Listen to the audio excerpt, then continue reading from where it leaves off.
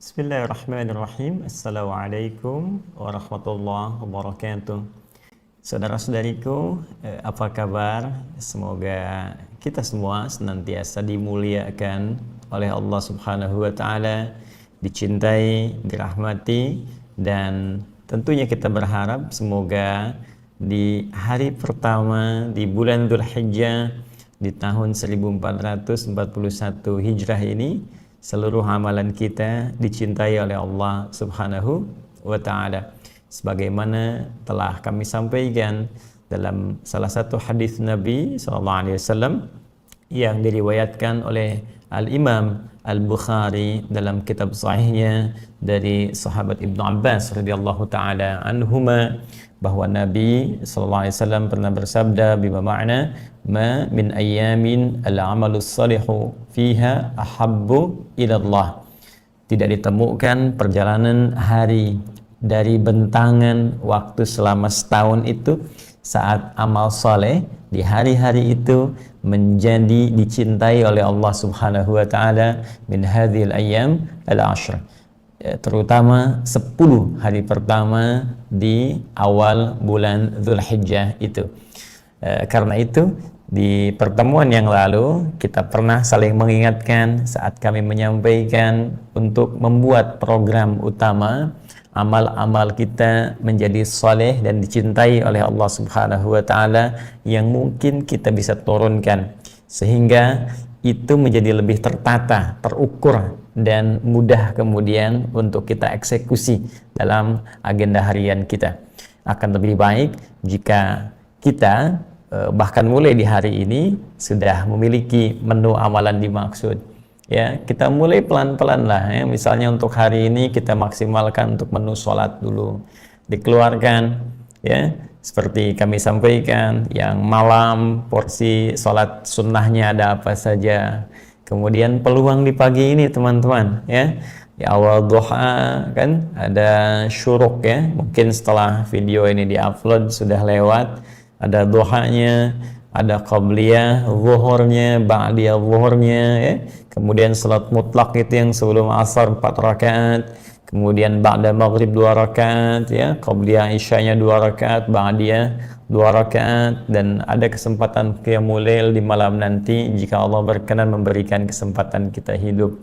Ya, sederhana kita tuliskan ya di buku catatan kita misalnya, kemudian atau boleh juga kita bisa keluarkan dalam bentuk lembaran kertas ya, yang kemudian kita tempelkan, kita foto dulu, masukin ke handphone kita ya, kemudian disimpan di wallpaper yang paling depan ya di handphone kita, sehingga ketika kemudian kita buka itu pengingat amalan kita, itu menjadi hal standar yang bisa kita lakukan.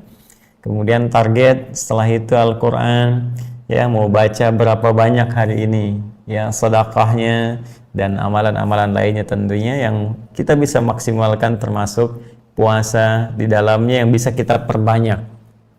Untuk mendukung itu, insya Allah kita akan berikhtiar untuk melihat dan juga bisa berinteraksi dengan teman-teman semua melalui kolom pertanyaan khusus yang bisa kita tunjukkan dan kita diskusikan.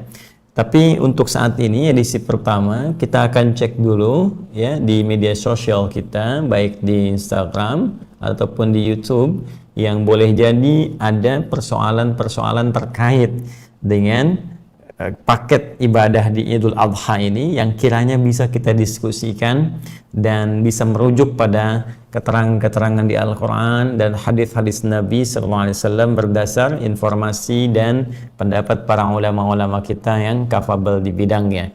Nanti setelah ini kita akan coba sajikan satu line khusus yang di situ mungkin teman-teman bisa menghadirkan pertanyaan-pertanyaan sehingga kita bisa lebih mudah untuk mengamati, mencari referensi dan mendiskusikannya dengan teman-teman semua.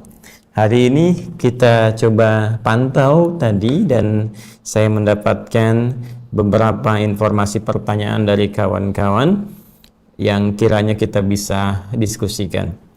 Mohon izin kita langsung saja. Pertama dari Instagram, ada akun, saya mungkin tidak sebutkan akunnya ya, yang langsung saja saya bacakan. Assalamualaikum. Waalaikumsalam warahmatullahi wabarakatuh. Semoga Allah muliakan yang bertanya ini dan Anda semua.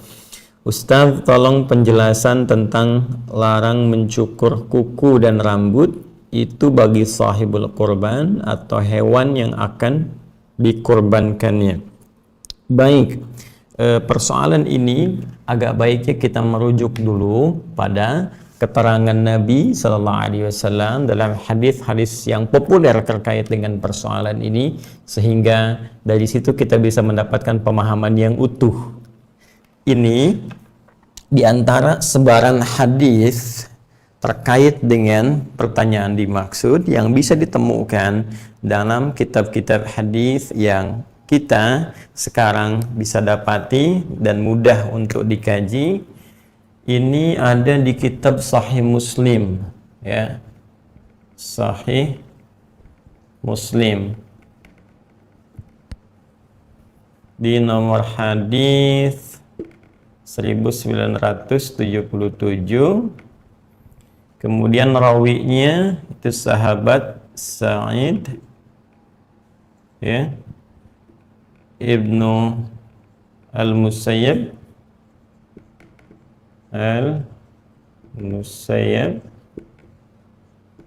referensinya beliau mendapati dari Ummu Salamah radhiyallahu taala anha, ya. Nah, ini baik, bagaimana bunyi hadisnya? Dari Ummu Salamah radhiyallahu taala anha, semoga Allah memuliakan, menyayangi beliau, direferensikan dari beliau bersumber dari Rasulullah sallallahu alaihi wasallam. Qala, beliau pernah bersabda, "Idza ahalla hilana Dzulhijjah." Saya tuliskan ya supaya mudah kita amati nanti. Idza, ya, ahalla hilala Dzulhijjah,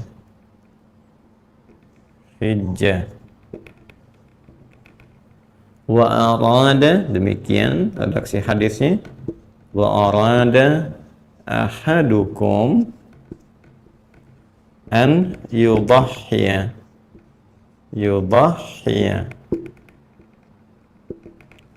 fala yamassa, redaksi pertama begini, fala yamassa, redaksi keduanya falyumsik,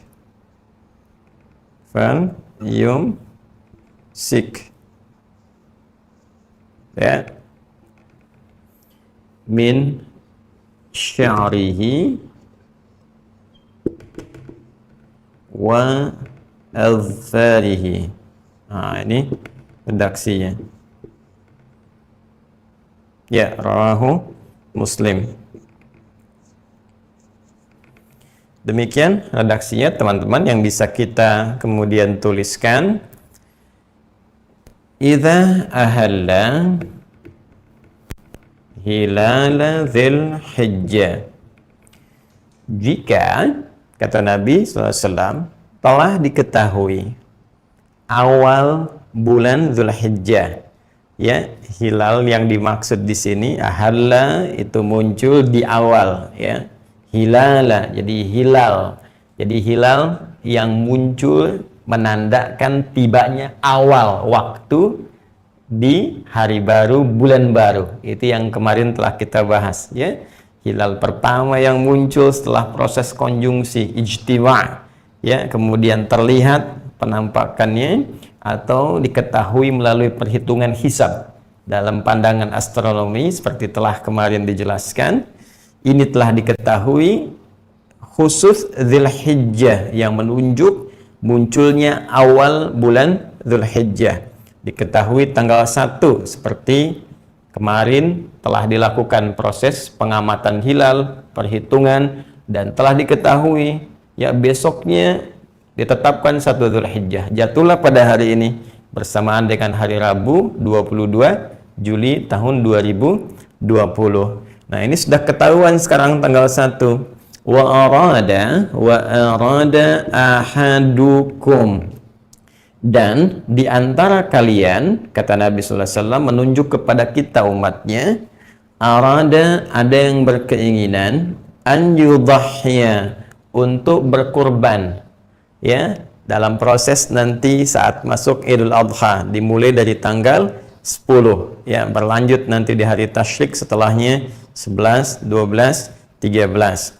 Jika dari sejak awal bulan Dzulhijjah ini sudah masuk, ada di antara kalian yang berkeinginan untuk menyembelih hewan kurban, ya, ikut berkurban kalau dalam redaksi bahasa Indonesianya. Fala yamassa, ini redaksi pertama, maka jangan sekali-kali menyentuh. Redaksi kedua, falyumsik, maka hendaklah ia menahan, ya, untuk tidak mengerjakan.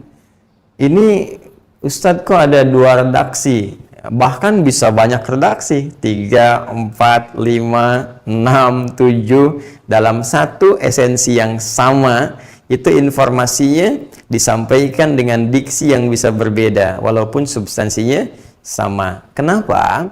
Karena hadis itu berbeda dengan Al-Quran. Al-Quran lafaz dan maknanya langsung dari Allah Subhanahu wa Ta'ala, dijaga oleh Allah dan tidak akan mengalami perubahan walau satu titik harokat pun. Jadi saat kita membacanya pasti akan sama dari sejak diturunkan sampai dengan sekarang. Dulu Iqra, sekarang tetap Iqra.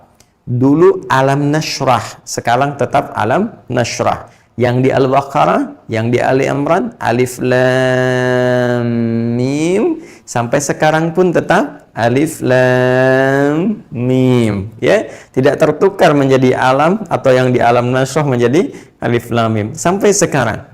Ya, dan itu ada jaminan di Quran surah ke-15 ayat ke-9. Inna nahnu nazzalna dzikra wa inna lahu lahafizun.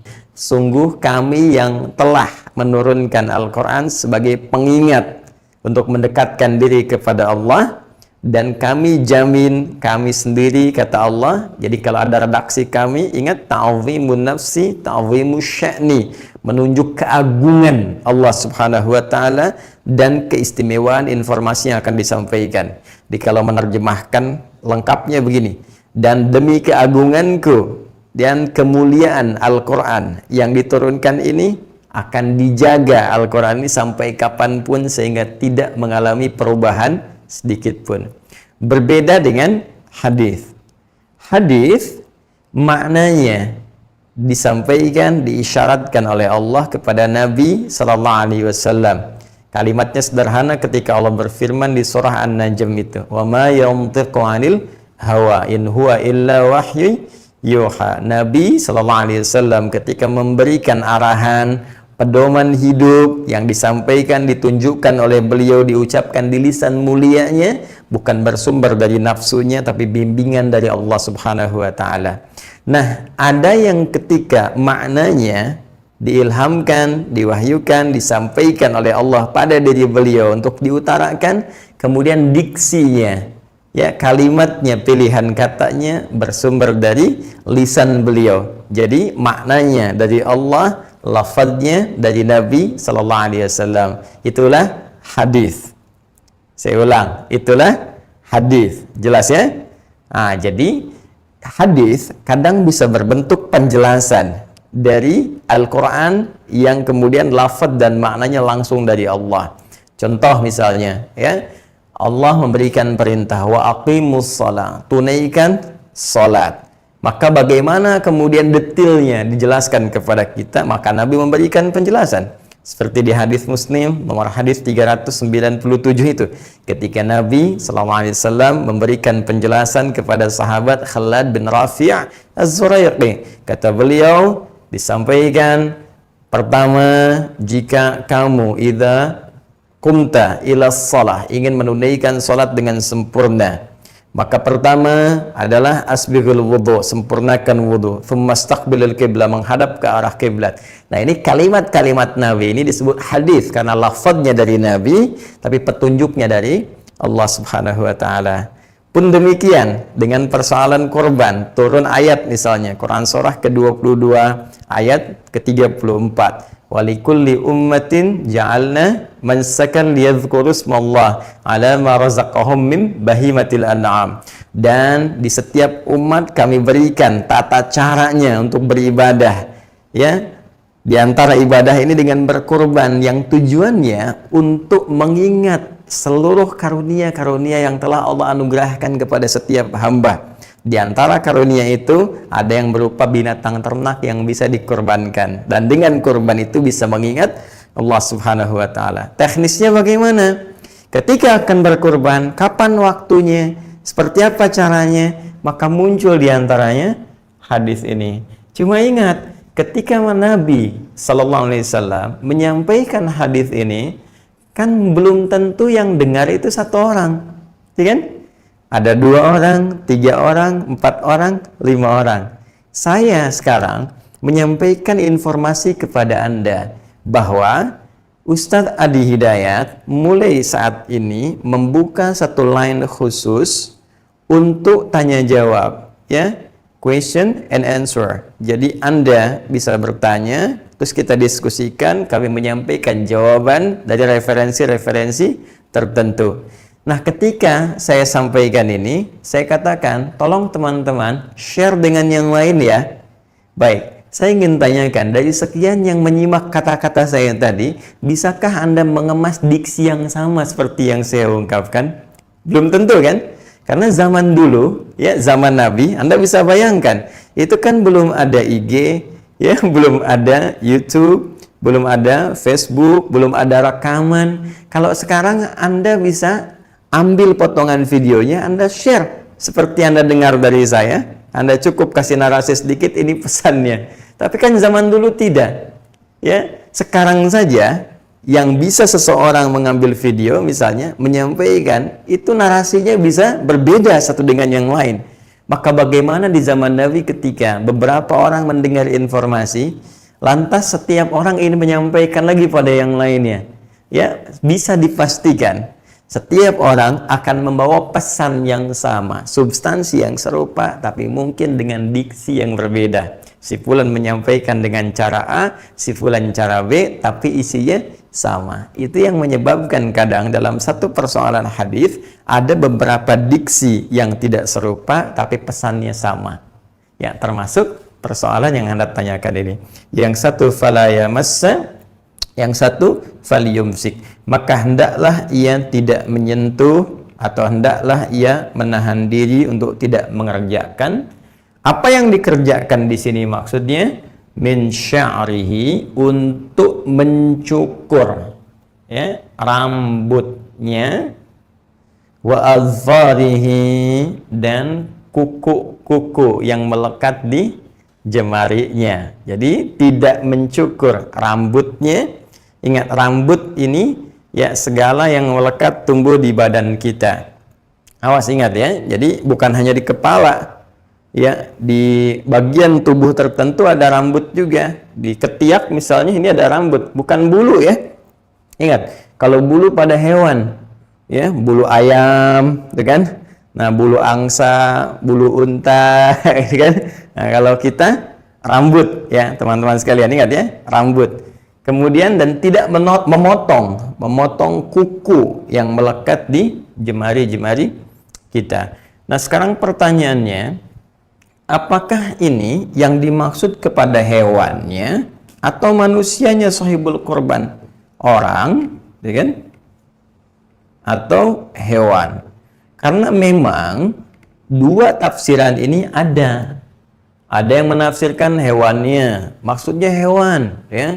Jangan potong kuku-kuku di hewannya, jangan potong, jangan cukur bulu-bulunya, ya. Kenapa? Ada yang beralasan supaya sempurna keadaan hewannya sehingga tidak menjadi cacat atau aib tertentu. Ada yang beralasan supaya hewan ini nanti sempurna di akhirat, ya, pahalanya, dan demikian-demikian. Kemudian ada juga yang menyampaikan pendapat yang dimaksud terkait orangnya. Jadi jangan mencukur rambut yang melekat di tubuh kita manusianya, sahibul korban pun demikian, dengan kuku jangan potong yang menempel di jemarinya. Saya, Adi Hidayat, secara pribadi setelah menganalisis riwayat-riwayat ini, ketersambungan juga dengan pendapat-pendapat para ulama, didukung dengan dari tinjauan rasionalitas yang mengacu pada dialektikanya, keterangan tekstual dari segi pendekatan bahasa nabinya, nampaknya yang terlihat lebih kuat ini mengacu kepada orangnya. Jadi yang dimaksudnya, jika ada di antara kita yang memang sudah ingin berkurban, dan ini sudah niat, teman-teman sekalian, hewan sudah dipesan. Ya, jadi bisa jadi niat ini tumbuh mungkin di hari pertama, ya kan? Sudah ada, mungkin hari kedua, mungkin ada yang tunggu dulu untuk ada anggarannya, baru nanti diputuskan begitu masuk hari kelima, baru keluar itu kan? Misalnya anggaran sudah ada, tiba-tiba langsung datang, entah itu di pihak pengelola di DKM atau langsung datang ke tempat pembelian hewan, kan?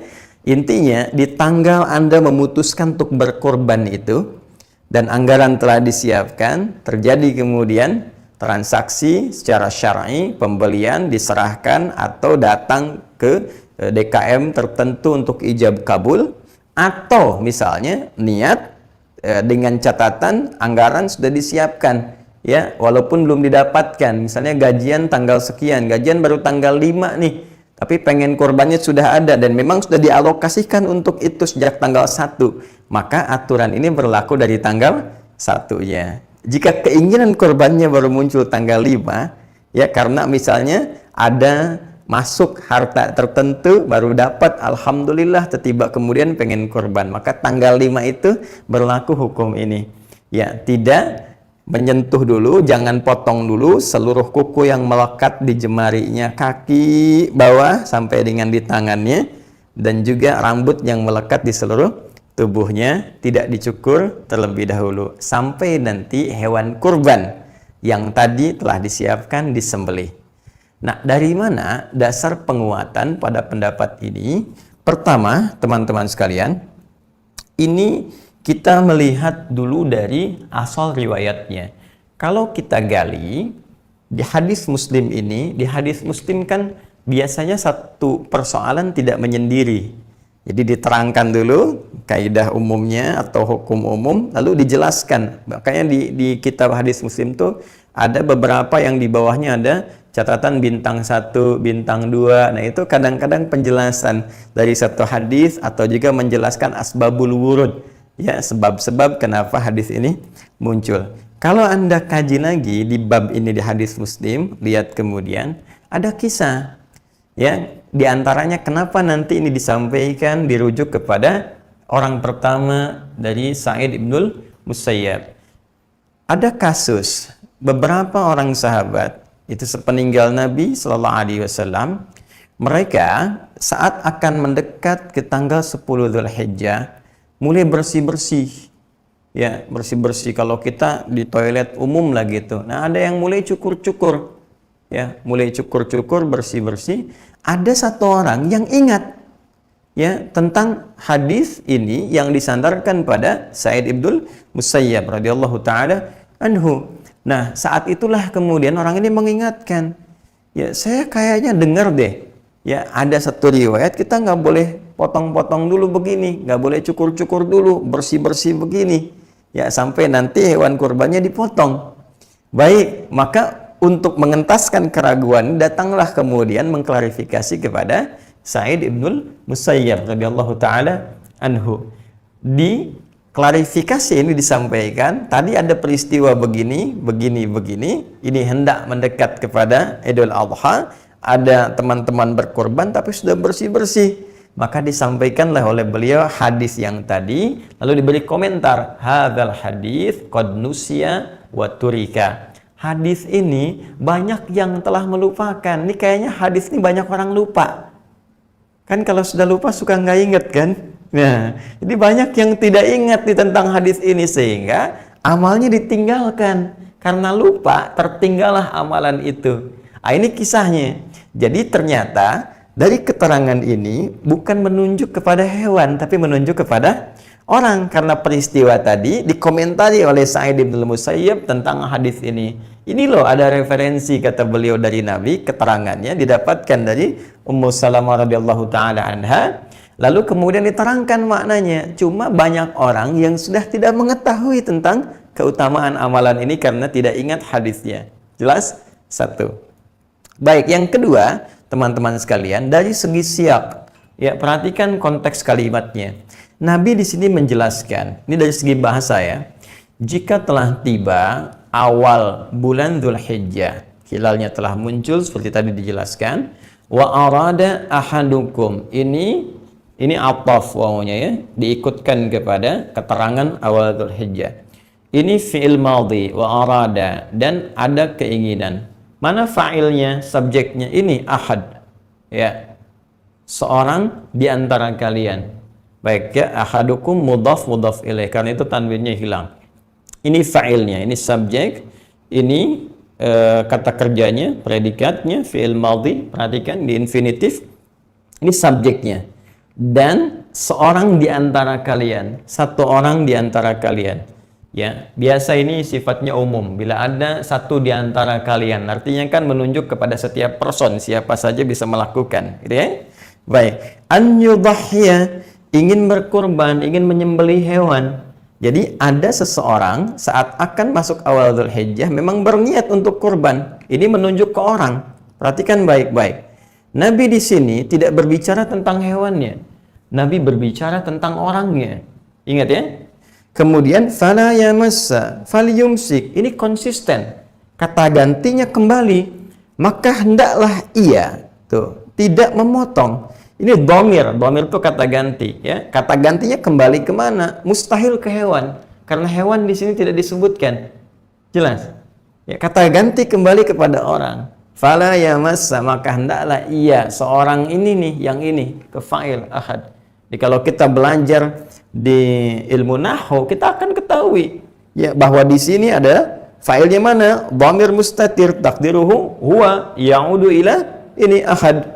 Ya, kata gantinya huwa, ini huwa ya kan? Wa huma hum hiya huma huna hunna anta antuma antum anti antuma antunna ana nahnu. Ini huwa, dia. Kembali ke sini. Ya. Dia ini, orang yang akan berkorban ini, hendaknya menahan diri untuk tidak mencukur atau memotong. Hendaklah jangan menyentuh sama sekali. Nah, apanya? Rambutnya. Maksudnya jangan menyentuh di sini, jangan cukur. Ya. Terus jangan potong. Rambutnya, tuh, konsisten. Kata gantinya. Ya, min sya'rihi, ini ke huwa. Ya. Asalnya tapi karena ada huruf jar, min, jadi harakatnya ikut ke sini. Syi'ri. Ya, ini isim, ya, kemudian majrur karena mim, kemudian tanwinnya hilang, liidhafati ala dhamir, karena mudhaf ya kepada dhamir. Ya, ini mudhaf ilaih takdirnya. Huwa, karena ini harakatnya ada min, huruf jar, maka ini ikut i, min sya'rihi. Ya, min ila an ala fi rubba ba kaf lam. Kalau ada huruf ini sebelumnya, maka harakat setelahnya standarnya menggunakan kasrah. Jadi ini konsisten, kembali ke huwa ke sini. Ya, ke sini. Kemudian adharihi, kuku-kukunya sama, hu-nya juga huwa-nya ke sini lagi. Jadi tidak ada yang menunjuk hewan di sini. Karena itu, kita bisa simpulkan bahwa keterangan dari satu asbabul wurud, sebab-sebab munculnya hadis ini, salah satunya menerangkan tentang kejadian orang. Konteks pembicaraan yang disampaikan Nabi pun, ya, hadis ini merujuk kepada orang, tidak ditemukan hewan. Jelas? Dua. Yang ketiga, teman-teman sekalian, kita ambil secara logika, rasionalitas. Mohon izin, apa faidahnya potong kuku hewan? Baik, rasanya kok sulit ditemukan dalam karakter kebiasaan. Kalau manusia itu terbiasa potong kuku. Nah sekarang Anda mau potong kuku sapi, mau ngapain gitu? Ya, dan saya tidak membayangkan begitu mau dipotong mungkin sapi bereaksi kakinya ke depan atau kambing gitu ya. Nah, jadi ini di luar kebiasaan gitu ya. Ini mohon izin, ini kan diskusi ilmiah gitu ya. Jadi kita bisa melihat apa yang kira-kira argumentasinya bisa menguatkan dan meyakinkan kita bahwa ini yang dimaksudkan oleh nas. Jadi secara rasional yang menunjuk kepada karakteristik potong kuku dan cukur rambut itu kan lebih ke manusia. Ya, jarang-jarang ke hewan. Betul, sebagian hewan ada yang dicukur rambutnya. Tapi pernah nggak gini? Ada orang cukur rambut kerbau, ya, bulu kerbau misalnya, ya, bulu sapi, bulu unta, kambing mungkin. Tapi tolong jelaskan pada saya bagaimana caranya mencukur bulu unta, ya, kerbau, sapi. Kan di sini kita penting untuk menganalisis dari segi rasionalitas, ya, kemudian nasnya juga sehingga bernas apa yang disampaikan, dan juga konteks dari segi dialektika kebahasaan, dan semua tiga unsur ini terpenuhi untuk menunjuk kepada manusianya. Apa hikmah? Sekarang bagian terakhir, karena agama din tidak akan lepas dari hikmah. Di antara fungsi Nabi ketika beliau ditetapkan sebagai Rasul itu menjelaskan hikmah. Jelas di Quran surah ke-2 ayat 129 dan dikuatkan di ayat 151. Di ayat 151 penegasannya jelas. Kama arsalna fikum rasulan minkum yatlu alaikum ayatina wa yuzakkikum wa yuallimukumul kitaba wal hikmah. Menjelaskan hikmah, ya, esensi dari sebuah perintah juga larangan, apa esensinya, apa manfaatnya. Baik, di antara yang patut diketahui bahwa Allah Subhanahu wa taala mengapresiasi ibadah yang sangat tinggi nilainya ini. Tidak mudah setiap orang bisa berkurban karena ia harus mengorbankan kadang harta yang sangat dia cintai. Dia berusaha dulu, ya, untuk kurban mesti ada pengorbanan. Jadi kadang-kadang ada satu sandingan yang erat antara kurban dengan korban. Korban harta, korban tenaga, korban keringat untuk mencari, lalu dijadikan sebagai wasilah untuk mendekat kepada Allah Subhanahu wa ta'ala. Maka ini yang dilihat oleh Allah, ini yang diamati, sehingga Allah langsung memberikan statement, la yanalallaha luhumuha wa dima'uha walakin yanaluhu taqwa minkum. Allah tidak akan pernah melihat, ya, bahkan tidak akan sampai redaksi Qur'annya, ya, yang dagingnya atau bahkan darahnya ini tidak akan sampai kepada Allah, karena yang dibutuhkan itu, ya, oleh kita semua untuk menunjukkan kepada Allah itu takwanya. Jadi yang sampai kepada Allah takwa. Allah nggak butuh dagingnya, Allah nggak butuh darah hewan kurbannya. Bukan itu yang sampai. Yang sampai kepada Allah takwanya, kepatuhan kita, kesungguhan kita, ketaatan kita kepada Allah Subhanahu wa ta'ala. Dan dengan ketaatan ini, ketika takwa kita hadirkan dan cinta Allah datang kepada kita, karena semua amalan yang dikerjakan di bulan-bulan Dzulhijjah ini di awalnya menjadi amalan yang dicintai. Tadi saya tegaskan di pembuka talim kita pada hari ini, kan ketika cinta Allah diturunkan kepada orang yang melakukan amalan takwa ini, maka yang pertama Allah berikan kepada orang yang dicintainya, hamba yang dicintainya, adalah ampunan dosa. Jadi kalau Allah cinta pada seorang hamba, itu bukan dikasih dunia, dunia terlampau kecil, tapi yang diberikan pertama kali adalah ampunan dari dosa-dosa. Kaidah ini ditemukan di Quran surah ketiga Ali Imran ayat 31. Qul in kuntum tuhibbunallaha fattabi'uni yuhibbukumullah. Apa yang terjadi setelah yuhibbukumullah? Wa yaghfir lakum dzunubakum. Ketika Allah mencintai kalian, ya Allah langsung menyampaikan, maka yang pertama diberikan mengampuni seluruh dosa-dosanya. Teman-teman sekalian, mohon izin, dari sekian lama kita hidup, sejak mulai balik sampai detik ini, berapa banyak kesalahan kita kerjakan, dosa kita lakukan. Bukankah elemen tubuh yang paling utama yang mungkin terjadi untuk melakukan dosa adalah tubuh-tubuh terluar kita yang kita gunakan, ya kan? Mata untuk melihat, ya, lisan untuk bicara, telinga mendengar, tangan meraba sampai ke ujung kaki. berapa banyak bersentuhan dengan dosa. Ya, nah ini ada peluang Allah ingin gugurkan seluruh dosa-dosanya jika ia mau kembali kepada Allah untuk bertobat, untuk tunduk, untuk pasrah.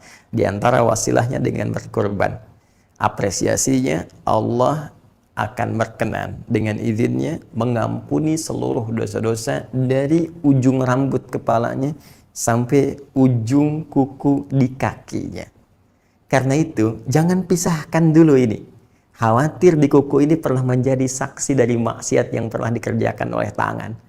Kemudian sebelum tiba ampunan itu terpisah ini, ya, dari jemari tangannya, belum diistighfari, ya.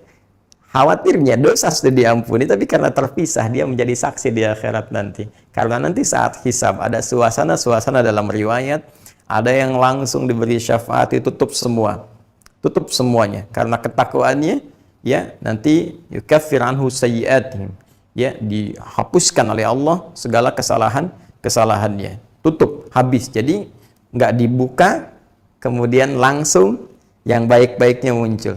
Ada yang kedua, hisabnya dibuka, ditunjukkan, disaksikan salah, cuma diampuni. Dengan rahmat Allah, diampuni dia. Dan yang ketiga, ditampakkan semuanya, dihisab dia di situ karena belum sempat bertobat, kemudian dihisab dan ditutup dengan amal solehnya. Jika mampu menutup, soleh, baik dia muaranya. Jika tak mampu tertutup, ada bencana yang mungkin akan terjadi. Nah, Allah berkenan melalui petunjuk nabinya, jangan pisahkan dulu, sehingga ini kita bisa tangisi, bisa kita istighfari dosa-dosa yang pernah dikerjakan, yang terasa di kulit-kulit kita, yang meresap di rambut-rambut, yang disaksikan kadang-kadang oleh rambut di atas kepala kita sampai ujung kaki, oleh kuku-kuku kita. Tangisi itu, taubati kepada Allah, dan saat hewan itu disembelih, disitulah letak ampunan Allah akan diberikan. Baru kita potong seluruhnya dalam keadaan semua telah baik. Kurang lebih itu hikmahnya.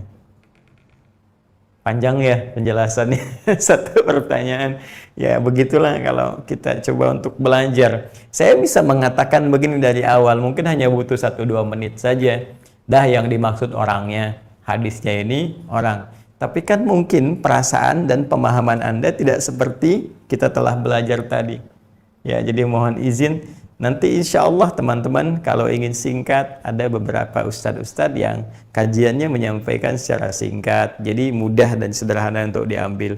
Tapi kalau ingin sedikit mendalami, mungkin tawaran yang kami sampaikan dengan paparan yang kita coba utarakan bisa memberikan alternatif, dan semua ada nilai kebaikannya insya Allah. Paham ya? Wallahu ta'ala a'lam bissawab. Baik, jadi kita teruskan kembali, tapi tetap saling menghargai ya, ingat ya. Jadi kalau ada yang berpendapat hewannya, ya tidak ada masalah, itu kita hargai, kita hormati. Jadi jangan sampai karena perbedaan pendapat saling berselisih. Bismillah. Doain saya ya saudara-saudariku dimanapun kalian berada. Saya dijadwalkan operasi usus buntu besok jam 10. Maksudnya hari ini ya, karena kita lihat nih 13 jam yang lalu. Mudah-mudahan Allah angkat penyakit ini sehingga kembali bisa beraktivitas seperti biasa. Amin. Semoga Allah berikan kemudahan dalam tindakan yang akan berlangsung. Semoga Allah anugerahkan kesembuhan kepada saudari kita yang bertanya ini, FR, dan semoga dengan kesembuhan itu Allah tanamkan kepada jiwa saudara kita ini petunjuk terbaik untuk semakin lebih dekat dengan Allah dan merasakan manisnya di balik ujian. Ya, karena semua apa yang Allah ujikan itu tentunya ada nilai-nilai kebaikan. Nabi SAW pernah bersabda, Innallaha idza ahabba 'abdan ibtala. Sungguh Allah itu kalau tengah cinta kepada seorang hamba akan memberikan ujian kepadanya. Nah, jadi tadi redaksi yang tadi mengampuni dosa, yang ini ngasih ujian. Ya, kenapa? Karena gini, ya, cara berpikirnya. Orang itu kan kalau diuji, itu cenderung ingin cari solusi kan? Ya, kalau sedang punya masalah, ingin cari solusi kan? Dan fitrah kita, spiritual kita. Jadi ada fitrah elemen tubuh manusia itu dibagi 3, ya fitrah akal, ya fitrah fisik tubuh, dan fitrah roh spiritual. Ini inti hidupnya. Fitrah akal, ya kalau nggak tahu pengen cari tahu, kan itu belajar. Karena itu Anda kalau dapat informasi terus pengen cari tahu, ya, nah itu fitrahnya akal demikian. Ya. Fitrah tubuh kalau butuh sesuatu dituntut, ya lapar langsung cari makan. Ya, apapun yang terjadi pengen makan karena lapar, haus pengen minum, itu fitrah. Sama roh juga begitu. Roh. Ya, fitrahnya kalau sedang ada persoalan, sedang kegelisahan, dia akan mencari ketenangan. Ya, dan roh itu kan sumber ketenangan ada di roh, ya, tempatnya di hati. Karena itu, karena dari hati sumbernya menjadi perasaan, rasa itu kan gelisah, tenang, ya, dan sejenis-sejenisnya atau ragam-ragamnya. Nah, masalah itu kan cenderung menghadirkan kegelisahan, kan? Orang punya masalah pasti gelisah. Lawan dari gelisah itu tenang. Ya, jadi sebetulnya masalah ini sebuah katalis yang bisa, kalau dalam perspektif berbeda, ya, cara pandang berbeda, masalah itu adalah sebuah katalis, ya, yang bisa dengan ini mendatangkan ketenangan secara cepat. Jadi kalau nggak ada masalah, bagaimana ketenangan itu bisa muncul? Karena itu cara memahami masalah itu begini, jangan dilihat problemnya, lihat ini sebagai wasilah perantara untuk bisa mendatangkan ketenangan. Sebab kalau nggak ada masalah, kegelisahan nggak ada. Kalau gelisah nggak ada, nggak bisa mencari ketenangan. Persis seperti bersih nggak akan ditemukan kalau nggak nampak kotornya. Kan mustahil nyuci kalau kotorannya nggak ada. Jelas ya? Dari sini, ketika Allah memberikan ujian berupa persoalan, sebetulnya jangan dilihat kepada ujiannya, tapi lihat responnya, reaksinya terhadap persoalan yang muncul ini. Bukankah dengan persoalan itu Anda semakin menunjukkan doa? Belum apa-apa sudah berdoa, ya Allah tolong mudahkan. Tuh, disebutkan Allah. Tiba-tiba kalau semakin naik nih, ya, katalisnya semakin naik nih, katalisatornya naik masalahnya. Bukankah ditopang dengan amalan? Ya, selain hanya dengan lisan bentuk doa itu, jadi amalan fisik, tiba-tiba tahajud, kan? Baca Quran, ayo, siapa yang saat sedang punya masalah terus malamnya tahajud sambil nangis, ya. Siapa yang tiba-tiba rajin puasa, mendadak soleh, ya. Nah, terus siapa yang tiba-tiba baca Quran. Tapi ya ini jalan. Dan dari satu kebiasaan itu, ya, baru tahajud, kemudian baca Quran, boleh jadi ini menjadi sebuah kebiasaan yang terus berlangsung dan dipertahankan.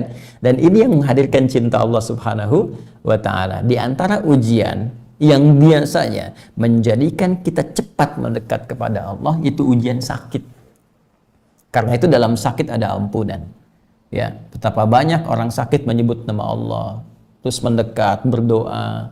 Karena itu ampunan diturunkan. Jadi kalau ada orang sampai sakit belum mampu minta ampun kepada Allah, itu perlu dicek itu sehat nggak rohnya. Karena yang sehat itu mesti 3, bukan cuma fisik. Mungkin fisik sehat, akal sehat, roh tidak sehat. Ini masalah. Ya, pasti masalah. Demikian bisa rohnya sehat, kemudian fisik sehat, akal nggak sehat juga bermasalah. Tapi masalah roh ini itu yang paling urgent karena akan berpengaruh kepada kecerdasan akal plus juga kecerdasan fisik dan mental. Ya, karena itu kita mendoakan saudara kita, dan doa bisa saling menguatkan satu dengan yang lainnya. Demikian kepada saudara-saudara kita yang lain yang tengah diuji pula. Bismillah, kita lanjutkan. Baik. Mohon nasihatnya Ustaz, bagaimana caranya agar tetap tidak ketinggalan amal soleh di awal bulan Dzulhijjah ini, karena kondisi lagi haid. Bagi para akhwat, ya, para akhwat, begini, segala yang Allah tetapkan berupa fitrah dalam kehidupan itu mesti disyukuri. Di antara fitrah yang melekat dalam kehidupan tadi ada yang terkait dengan fisik, akal, dan roh. Nah, fisik ini istimewa, ya, karena fisik ini menjadi sebuah tampilan yang menampilkan ragam perbedaan. Ya, di antara yang paling mencolok adalah perbedaan antara laki-laki dan perempuan, baik dari segi tampilan fisiknya yang nanti melahirkan karakteristik dan juga hal-hal kimiawi, ya, yang tidak sama antara laki-laki dan perempuan, untuk membedakan kedua insan ini, walaupun dengan kesamaan dari sisi kemanusiaannya. Sama-sama manusianya, sama-sama kadar kemuliaannya di hadapan Allah Subhanahu wa Ta'ala, namun punya perbedaan dari tampilan fisiknya sebagai maslahat dan fitrah kemudahan untuk beraktivitas demi mencari bekal. Baik, salah satu yang diberikan kepada perempuan dan menjadi khas yang tidak dimiliki laki-laki. Jadi nanti ada yang milik laki-laki, perempuan tidak. Ada yang sebaliknya, milik perempuan, laki-laki tidak. Yang jadi milik perempuan, laki-laki tidak, diantaranya adalah ada satu siklus haid. Ya, dan ini sangat bermanfaat untuk perempuan karena nanti sel-sel telur ya dari ovum yang tidak dibuahi ini, ya ini kan nanti menjadi darah kotor yang mesti keluar. Kalau bertahan dalam fisik manusia, dalam fisik perempuan, itu bisa membawa penyakit, ya. Yang belum keluar aja kan sudah terasa itu, ya, terasa gelisah, terus nggak enak, emosi nggak stabil. Nah, itu belum keluar aja sudah begitu, ya, karena itu harus keluar. Begitu dia keluar nanti stabil lagi. Nah, itulah fitrahnya, itulah keindahannya. Dan dalam keadaan itu pun, itu Masya Allah, rukhsahnya tinggi, keringanannya tinggi. Diberikan oleh Allah padanannya. Kamu jangan dulu ibadah nih, ya, karena satu, ini darah kotor masih keluar. Kotor itu najis secara fisik, kan? Yang kedua, tinjauan keduanya secara mentalitas, nggak bagus ibadah dalam keadaan demikian, ya. Ibadah sedang nggak stabil emosinya, ya kan? Ibadah sedang dalam keadaan yang tidak seperti normalnya dari segi perasaan, dari segi ketenangan hati, terus dari segi fisik, tiba-tiba sedang ibadah keluar darah, kan nggak enak kan kondisi begitu. Makanya dikasih rukhsah, kasih keringanan supaya nanti ibadah yang ditunaikan sempurna sampai selesai masa haid itu. Tapi yang membahagiakan adalah amalan-amalan rutin yang biasa dikerjakan saat suci itu dituliskan, dihitung. Karena itu sering saya katakan, berbahagialah muslimah yang saat dalam keadaan sucinya dia membiasakan untuk memperbanyak amal soleh. Baik dari segi kuantitas pun demikian meningkatkan kualitas. Dia rajin sholat sunnah, dia rajin puasa sunnah, dia rajin baca Al-Quran. Itu saat tiba masa haidnya, dituliskan pahalanya walaupun ia saat itu tidak mengerjakannya. Bukan cuma yang fardu. Dalilnya jelas dari sahabat Abu Hurairah radhiyallahu taala anhu, bersumber dari Nabi sallallahu alaihi wasallam. Idza maridal 'abdu aw safar kutiba lahu mithla ma kana 'alaihi muqiman sahiha. Jika seorang hamba tengah sakit atau semisal seperti orang sakit, ya kondisinya, atau bahkan dalam keadaan safar yang menjadikan dia sulit mengerjakan rutinitas amalnya seperti yang sebelumnya dalam keadaan sehat atau mukim, maka walaupun tidak mengerjakannya tetap dituliskan pahalanya sempurna seperti saat ia mengerjakannya.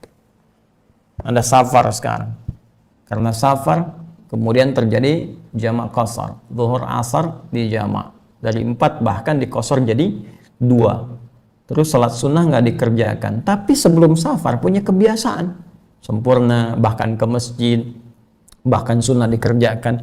Itu saat Anda qasar pun dituliskan pahala salat sunnahnya, dituliskan pahala sempurnanya, dituliskan kalaupun nggak di masjid, pahala di masjidnya karena kebiasaannya. Pun demikian orang sakit dan orang yang diasumsikan seperti sakit, seperti orang yang haid tadi, ya. Nah, itu masuk dalam kategori ini. Jadi kalau perempuan-perempuan dalam keadaan suci banyak ibadah, saat haidnya dituliskan pahalanya. Nah, demikian kalau di awal Dzulhijjah ini ada yang tiba masa haidnya sehingga tidak bisa mengerjakan amalan-amalan pokok seperti sholat misalnya, kan? Kemudian untuk baca Al-Quran, ya, dalam pendapat yang rajih. Kemudian juga amalan-amalan yang sifatnya tak mungkin dilakukan secara khusus seperti puasa misalnya, karena ikut dia. Ada ikhtilaf di puasa, tapi saya menguatkan pendapat yang tidak puasa, ya, saat dalam kondisi haid ini. Jadi dia tidak puasa, tidak sholat, tidak baca Al-Quran. Nah, peluang ini bisa dimanfaatkan untuk mengerjakan amalan lain. Kan tidak terhalang untuk berzikir, ya, mengingat Allah dengan istighfar, minta ampun sama Allah, belajar dari tafsir, belajar tajwid, ya kan? yang diniatkan untuk pelajarannya, belajar baca hadis, belajar sirah, ya pahala yang tadi udah dapat tambah dengan yang ini, ya, dan tidak menghalangi untuk meniatkan kurban, beli hewan kurban untuk diniatkan kalau memang ada peluang untuk itu. Wallahu taala alam bissawab. Coba kita lihat yang terakhir, apakah masih ada? Assalamualaikum warahmatullahi wabarakatuh. Maaf Ustadz, saya maafkan. Bagaimana jika rambut rontok? Apakah harus dikumpulkan sampai 10 Dzulhijjah? Tidak, saudariku. Ya. Ini yang tanya perempuan, tidak ya. Jadi tidak perlu dikumpulkan sampai tanggal 10. Cukup ambil aja semua, kemudian dikuburkan dengan rapi, ya, gali tanah, simpan ke situ. Kalau tidak memungkinkan ya kumpulkan, kemudian dibuang di tempat yang semestinya lebih tepat untuk bisa melakukan itu. Jadi jangan sampai harus ditunggu sampai 10 Dzulhijjah, karena rontok itu bukan satu keadaan yang disengaja gitu kan untuk dicabut atau demikian, tapi ia terjadi dengan sendirinya. Pertanyaannya sebetulnya kenapa rontok? Banyak pikiran, stres, ya, tingkatkan takwa, rajin ibadah sehingga nanti bisa diimbangi dengan ketenangan jiwa. Jiwa yang tenang itu melahirkan aktivitas yang cemerlang. Catat ya, bikin status quotes. Baik, karena yang tadi saya sebut terakhir, maka ini mungkin bonus ya, karena ini penutup. Bolehlah yang tadi terakhir ini penutup gitu ya. Khitamuhu misk ya, mudah-mudahan baik. Assalamualaikum warahmatullahi wabarakatuh. Gimana Pak Ustadz? Saya mau menjalankan puasa, tapi nanti di pertengahan saya jika mendapatkan halangan haid karena memang sudah waktunya. Tadi sudah saya jawab. Ya. Baik. Assalamualaikum warahmatullahi wabarakatuh. Maaf, jadi kalau mau mulai puasa sunnahnya besok subuh atau Kamis subuh ya? Dari sekarang Rabu kalau mau mulai tadi ya sudah. Kalau belum mulai Kamis boleh ya, Kamis. Dan sekalian juga saya sampaikan begini, kan ada kebiasaan puasa rutin ya, yang sunnah itu Senin, Kamis, bahkan ada yang puasa Daud gitu kan. Kalau yang 9 hari pertama Dzulhijjah ini istimewa. Jadi teksnya itu memperbanyak ya, silahkan perbanyak. Memperbanyak itu kan sifatnya artinya bisa semua. Bahkan disebutkan karena Rasulullah SAW ya sumut tis'an min Dzulhijjah, adalah Nabi SAW terbiasa memperbanyak puasa, bahkan ada yang menerjemahkan puasa 9 hari penuh ya, 1 sampai dengan 9. Ada yang menerjemahkan memperbanyak puasanya. Jadi memperbanyak itu relatif pada kebiasaan dan kekuatan serta kemampuan muslim yang dimaksudkan atau muslimahnya. Ada yang belum pernah puasa, ya bagi dia satu banyak. Ya, bagi dia satu banyak. Kalau pengen satu, mungkin kita siapkan tanggal 9-nya, karena itu yang paling istimewa di antara 1 sampai 9. Tapi kalau mau, latihan dulu. Karena kan bagi orang yang belum biasa puasa, tidak mudah puasa sehari itu. Jadi Anda bisa berlatih. Kalau hari ini belum, hari kedua misalnya Kamis ya puasa, ya kan? Nanti mungkin karena nggak biasa, zuhur sudah lapar, asar nggak tahan, buka, gitu kan? Nah, nanti lanjutkan lagi, Jumat Sabtunya tahan dulu, Ahad tahan, Senin mungkin puasa lagi. Nah, jadi naik sampai nanti tanggal 9 terbiasa. Ya, itu bisa dicoba juga ke anak-anak yang baru baligh ya, untuk bisa berpuasa tanggal 9. Tapi kalau Anda sudah rutin, sudah biasa, bahkan yang puasa Daud misalnya, nah ini bisa diteruskan. Bahkan naik level, yang tadinya sehari puasa, sehari tidak, bisa ini 9 hari berturut-turut puasa. Ya, bahkan kalau misalnya Anda bertanya, Ustadz gimana kalau Kamisnya pas saya buka puasa Daudnya? Pas masuk tanggal 9, nah ini bisa teruskan puasa boleh. Ya, dengan niat yang sekarang puasa di 9 pertama Dzulhijjah. Dan itu pahalanya akan berbeda karena datangnya cuma setahun sekali. Ya, kami kira demikian teman-teman sekalian. Jadi saya ingin sampaikan bahwa program ini akan coba kita buka sampai dengan tanggal 9 Dzulhijjah. Nanti mohon izin ya ke teman-teman admin ya, mohon nanti disiapkan baik di YouTube ataupun di Instagram. Jadi nanti kolom ya untuk tanya jawab. Dari tanya jawab ini diperkenankan teman-teman pemirsa saudara-saudari kita bisa bertanya. Nanti dari pertanyaan ini setiap pagi saya akan usahakan atau mungkin di waktu yang luang saya coba jawab sehingga nanti bisa diupload ya. Dan kalau sudah terukur kan gampang melihatnya. Ini kadang-kadang juga dapat informasinya dari kolom komentar gitu kan, dan seterusnya kita khususkan. Semoga Allah muliakan kita semua, memberi jalan petunjuk kemudahan untuk kita beraktivitas, dan semoga seluruhnya diridhoi oleh Allah Subhanahu wa taala.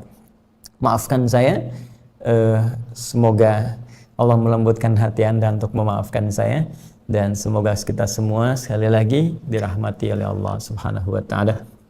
Subhanakallahumma bihamdika asyhadu an la ilaha illa anta astaghfiruka wa atubu ilaik. Wa akhiru da'wana alhamdulillahi rabbil alamin. Assalamualaikum warahmatullahi wabarakatuh.